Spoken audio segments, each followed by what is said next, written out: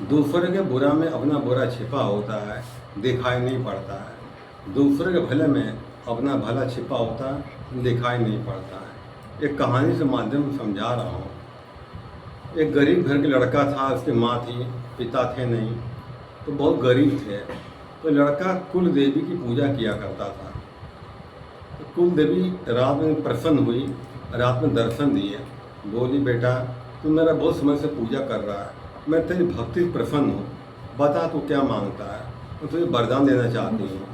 तो कहता है माँ मैं बहुत गरीब हूँ, आप कृपा करो कि मेरी गरीबी दूर हो जाए। तो माता कहती हैं यहाँ से 10 कोस दूर पर पश्चिम दिशा की ओर शशांक ऋषि रहते हैं, तो उनके आश्रम जा, तेरी गरीबी दूर हो जाएगी। तो लड़का रात नींद टूट जाती, नींद नहीं लगती है। सुबह होता है, माँ से कहता है मैया मुझे माता ने दर्शन दिए हैं, ऋषि के आश्रम जाना है, तो कुछ रोटी सेक दे, मैं रास्ते में खा लूँगा। माँ कहती है सपने बात कहीं सही होती है, तो क्यों बावला हो गया है। कहता नहीं मुझे माँ पर विश्वास है, मुझे दर्शन दिए हैं, माँ झूठ नहीं बोल सकती है। जिद करने लगता है, तो वह जो है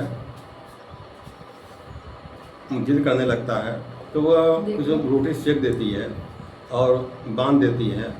जब लड़का चलता है, जाते जाते एक जगह ठहरता है, नीम का पेड़ था, किसी घर था वहाँ पर, तो वहाँ खाना खाता है। उस बगल से पानी लेता है पड़ोसन की, तो बोलती बेटा तुम कहाँ जा रहे हो। कहता मैं ऋषि के आश्रम जा रहा हूँ, मेरी एक समस्या सिलसिले में ऋषि के आश्रम जा रहा हूँ। तो बोलते मेरे समस्या लेते जाओ भैया, मेरी जवान लड़की है, वो कहती है हम शादी उससे करेंगे जो हीरा ला के मुझको देगा। अभी भी कई जगह ऐसी जगह हैं जहाँ लड़के वाली लड़की दहेज देते हैं। तो वो कहती है शादी उससे करेगी ये हीरा ला कर देगा। तो जिद की बैठी है, क्या इसकी इच्छा पूरी होगी, शादी हो पाएगी या नहीं, ये पता कर लेना। कहता ठीक है माता जी, मैं आगे जाते हैं पूछ लेते हैं। जल्द जाते जो है रास्ते में एक जंगल गुजरता है, तो जंगल में महात्मा जी बैठ करके ध्यान साधना भजन कर रहे थे अपना। थोड़ी देर रुकता ठहरता है, तो माता बोलते हैं बेटा तू कहाँ जा रहा है। कहने लगा मैं जा रहा हूँ ऋषि के आश्रम, कुछ हमारी समस्या है, सिलसिले में जा रहा हूँ। तो महात्मा जी बोलते हैं मेरी समस्या लेता जावा। कल महात्मा जी रोज पानी पिया आपका है, हम जरूर पूछ रहे हैं, मुझे क्या पूछना है।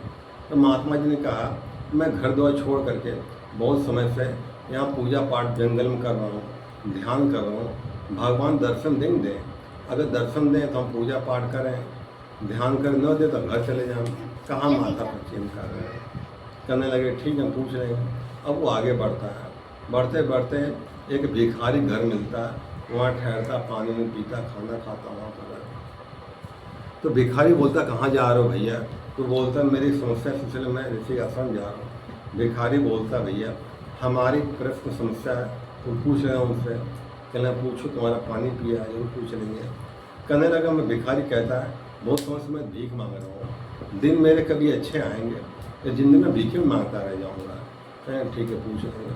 अब वो आगे बढ़ता है, महात्मा जी के आश्रम पहुँच जाता है, वहाँ पर है। तो महात्मा जी कहते हैं जब हाथ पर धो के आके बैठो। महात्मा दूरदर्शी महात्मा थे, त्रिकालदर्शी थे वो। तो महात्मा जी ने कहा ऐसा है मैं जानता हूँ तुम्हारे 4 प्रश्न हैं, 3 दूसरे, 1 तुम्हारा है, लेकिन तुम्हें कोई एक प्रश्न छोड़ना पड़ेगा, तुमको छोड़ना पड़ेगा। तो एक किसी पर छोड़ दो।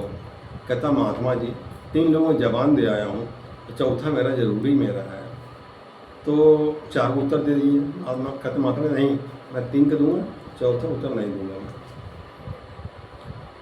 विचार कर लूँ। तो ये कहता महाराज विचार करता, कहता महाराज ऐसा है मैं उनको जबान दे आया हूँ, अब मेरे ही छोड़ दो।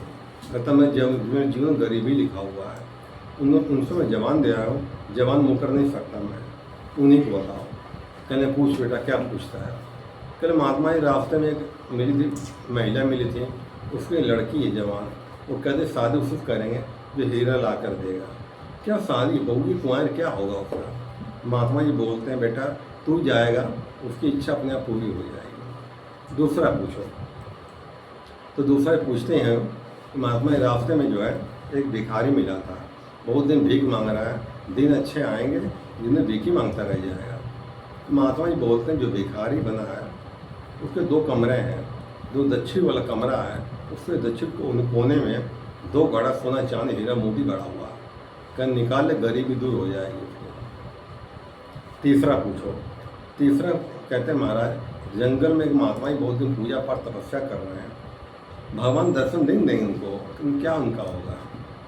तो महात्मा जी बोलते हैं जो है आज जो है जंगल पूजा पाठ कर रहा है, किसी समय हीरो व्यापारी था वो, किसी समय हीरो व्यापारी था उसके पास अभी एक हीरा पड़ा हुआ है, वो इसको बेचैन करता रहता है, कुछ है मेरे पास, यही कारण है उसका मन नहीं पूजा पाठ में लगता है। जब तक वो हीरा रहेगा तब तक साधना सफल नहीं होगी उसकी। तीनों प्रश्न हो जाते हैं, अब चलता है लेकिन उदास हो जाता है, पर उसका तो हल हुआ नहीं, दूसरा हल हो गया। मायूस हो जाता है, रोने लगता बेचारा कि मैं इतने दूर आया चल करके, सब मेरी मेहनत बेकार चली गई। खैर चलता है तो रास्ते में भिखारी घर मिलता है। भिखारी पूछा भैया कुछ मालूम चला? तो महात्मा जी उसने लड़के ने कहा महात्मा जी कहा है तो मैं दक्षिण कमरे में 2 गड़ा सोना चांदी हीरा मोती गड़ा हुआ, निकल तुम्हारी गरीबी दूर हो जाएगी। कहना रुको तुम भी आओ, तुम भी खुलवाओ। तो बगल खुदा फिर वो मांग के लाता है, दोनों लगते हैं खोदने, दोनों खोदते हैं तो 2 घड़ा सोना चांदी हीरा मोती निकलता। तो भिखारी कहता भैया ऐसा है, एक घड़ा तू ले जा। कहता तुम्हारा घड़ा हम क्या लें भाई, तुम्हारा निकला? क्या नहीं, मैं तो भिखारी था, तेरे बदलों मैं इतना पैसे वाला हो गया हूँ, एक घड़ा तू ले जा। बोरी मरता भैया, फिर लाल लेता है, चलता है। रास्ते में जंगल महात्मा जी पूजा पाठ कर रहे थे। महात्मा जी पास जाता, कहता आप इसमें हीरो व्यापारी थे?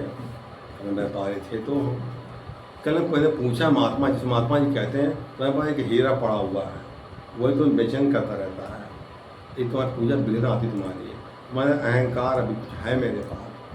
महात्मा के बात तो सही कह रहा है। गए अंदर, हीरा लाए, दे दिए, ले जाते उसको। हीरा लेके जाता है लड़की के पास, लड़की घर के पास, उसके माँ से कहता है माँ ले हीरा ले ले, जिससे इच्छा शादी कर दे। माँ बोलती बेटा हीरा तू लाया है, शादी करने की समझाएं, भाई तुझे करनी पड़ेगी। और लड़के लड़की शादी हो जाती है। इस कहानी से सीख मिलती है हमें, दूसरों के भला में अपना भला छिपा होता है, दिखाई नहीं पड़ता है। धन्यवाद।